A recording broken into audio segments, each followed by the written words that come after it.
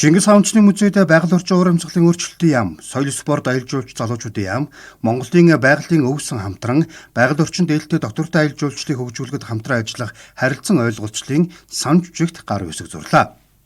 Сан жүжигчийн хүрээнд талуудад дараах үндсэн чиглэлээр хамтран ажиллах юм. Үүнд байгаль орчин дээлтэй доктортой аялал жуулчлалыг хөгжүүлэхэд шаардлагатай бодлогын баримт бичгийг хамтран боловсруулж батлуулах, жишг эко аялал жуулчлалын загваруудыг хөгжүүлж хэрэгжилтийг хангах, нутгийн иргэдэд түшиглсэн байгаль хамгаалалт болон аялал жуулчлалын бүтээгдэхүүн үйлчлэгийг төрөлжүүлэх зэрэг өндөр ач холбогдол бүхий ажлууд багтаж байгаамаа.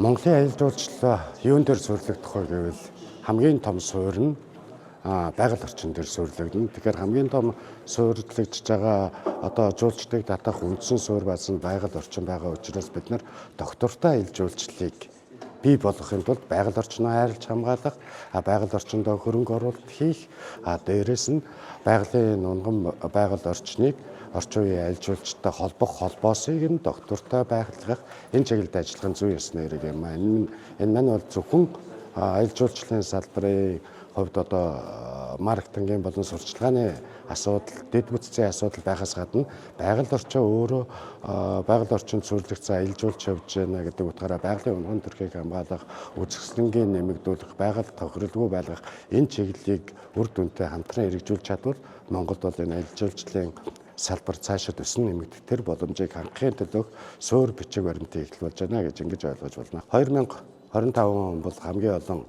жуулчлалд хөдлөж авч хамгийн өндөр орлого орсон ийм жил байж байгаа. Тэгэхээр энэ хүрээнд тэр жуулчид маань хаана очиж байгааг бол дандаа тусгай хамгаалалттай газарнуудыг дархан цаазд одоо энэ бүс нутгуудад байгалийн үзэсгэлэн зохицуулалт газруудад очиж үзэж харж тэр байгальд аялах энэ аялал маань өөрөө бас гол орлогын их үүсвэр болж байгаа. Үүнээс гадна тусгай хамгаалалттай газар нутагт нэг удаагийн хуванцрын хэрэглээг бууруулах, хог эгдлийн менежментийг сайжруулах, байгаль орчинд үзүүлэх нөлөөллийг бууруулах чиглэлээр судалгаа аргачлал боловсруулан хэрэгжүүлэх, нутгийн иргэдийн мэдлэг ур чадварыг нэмэгдүүлэх, сургалт чадваржуулах арга хэмжээг зохион байгуулна. Талууд доктортой аялал жуулчлалын тайлгналын загварыг Монгол улсын ногоон таксономи болон доктортой хөгжлийн зорилтуудын санхүүжилтийн таксономтой уялдуулан боловсруулж, хөрөнгө оруулагчид болон олон нийтэд ил тод мэдээлэх тогтолцоог бүрдүүлэх чиглэлд үйл ажиллагаагаа уялдуулах юм а. За манай улсын эдийн засгийг солонгоруулахад аялал жуулчлалын салбар бол маш чухал үүрэг гүйцэтгэн. Тэгээд энийгээ бол одоо өнгөрсөн жилийн статистик үзүүлэлтүүдээр харуулж байгаа. Тэгээд энэ 2026 онд одоо прогнозоор 1 сая орчим жуулчин авахар байгаа. Гэхдээ бид нар жуулчин авахтаа аль болохоор одоо хог хаягдал багтай, тогтвортой, эко ийм аялал жуулчлалыг хөгжүүлэх нь чухал гэж үзэж байгаа.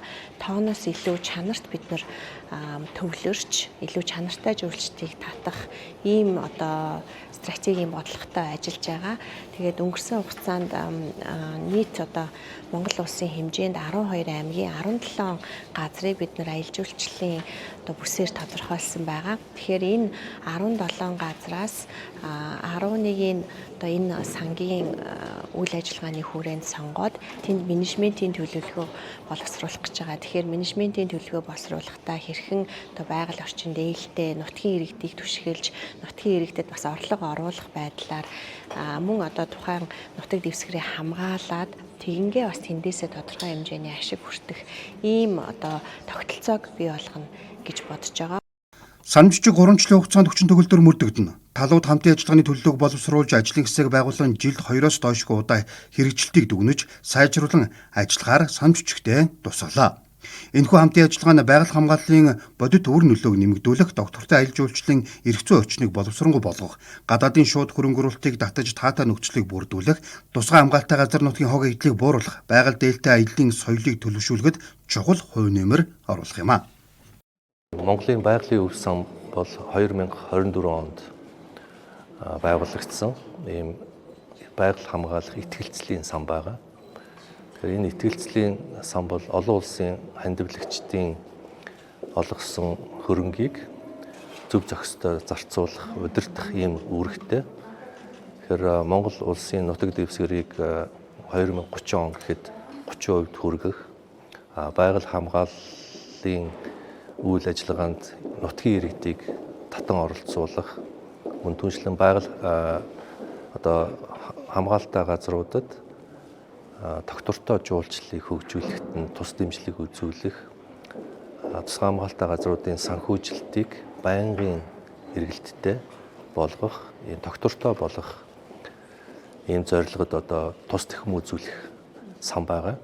Тэгэхээр энэ сангийн хүрээнд жишээлбэл одоо сая гар үсэг зурж байгаа нь бол тусгай хамгаалалттай газруудад одоо нүүдлийн соёл иргэншил, биологийн олон янз байдал дээр суурилсан жуулчлалыг доктортой хэлбэрээр хөгжүүлэхэд нь манай сангийн зүгээс санхүүжилтийн болон мэрэгжлийн тусалцаа үзүүлэх ийм зорилготойгоор одоо санамж жижиг байгуулж байна. Мөн түүнчлэн Монгол улсын нутаг дэвсгэр дээр олон улсын жишгт нийцсэн ийм жишг загвар болсон тусгай хамгаалалттай газруудыг бий болгоход бас санхүүгийн тусламж үзүүлэх ийм бас нэг зорилготойгоор энэ санамж бичгийг байгуулж байна.